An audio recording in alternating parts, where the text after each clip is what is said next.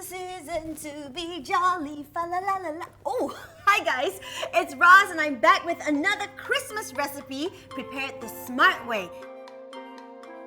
So here we have a baking pan. I've already lined it with aluminium foil. I'm going to sprinkle some of these candy canes. I'm just going to pop the butter into the microwave. I'm going to keep that in for about 20 to 30 seconds until the butter's melted. And we're just going to take 2 spoonfuls and pour it all over our chocolate chip. Mix it up.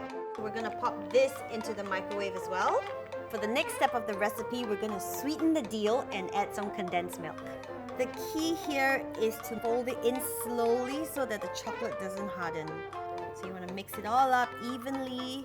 We all know that flavor is key. Add these freeze-dried strawberries in there. A 1/4 teaspoon of this peppermint extract for that flavor.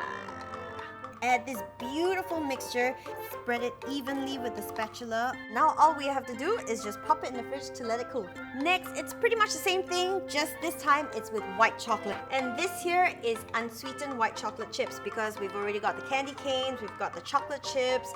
We are going to be adding some cream of tartar just to stabilize the whole mixture. So we're gonna add in that second layer on top and do the same thing. All we have to do now is just pop it in the fridge. We've got our Christmas fudge out of the fridge and now we're going to slice it. I'm dreaming of a white Christmas in Singapore. It's taste test time. I loved how all the ingredients came so well together. We had that double layer chocolate, we had the tartness of the freeze-dried strawberries, as well as that little tiny hint of peppermint extract. Simple, fuss-free, smart cooking.